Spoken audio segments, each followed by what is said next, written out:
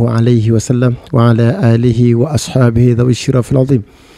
Watukufu wa Kiislamu ambao mnafuatilia vipindi vyetu katika channel ya YouTube, tunamwomba Mwenyezi Mungu ajalie vipindi hivi viwe ni venye kuendelea, kwa sababu watu wengi wanafaidika kupitia darasa hizi, na Mwenyezi Mungu atubariki sote kwa pamoja.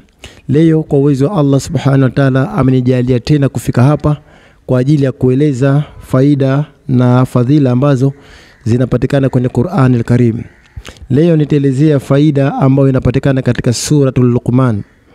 Bwana Mtume Muhammad sallallahu alaihi wasallam anasema, man katabaha, mtu yoyote atakayeandika hii suratul Luqman kwenye karatasi, wasaqaha mauha, kisha karatasi ile ukaitia katika chombo cha maji, kisha maji yale ukanywa, alladhi fi jawfi illa, akanywa mtu ambaye katika koo yake kuna uvimbe au kuna magonjwa katika koo yake, basi asema aunillahi, Mwenyezi Mungu Subhanahu wa Ta'ala atamsaidia kupona maradhi yake.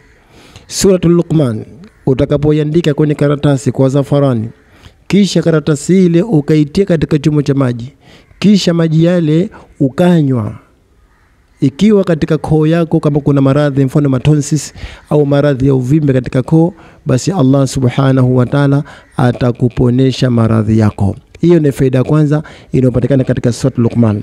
Lakini pia Mtume akasema, waman qara'aha amina minal gharaqi, mtu yoyote atakayesoma sura hii atapata amani na kuangamia na kuzama na majanga. Kama kipindi hichi cha mvua kuna mafuriko, lakini kwa unasoma suratul Luqman nyumbani kwako, basi utapata amani na majanga, utapata amani na mafuriko, utapata amani na mabalaa hayatokupata kwa uwezo wa Allah Subhanahu wa Ta'ala. Soma sura hii ili upate faida kama hizi, na Mwenyezi Mungu atakulinda, kwa sababu Allah Subhanahu wa Ta'ala anasema, ud'uni astajib lakum, niombeni nitakupeni. Na sisi tunamuomba Allah ili atupe.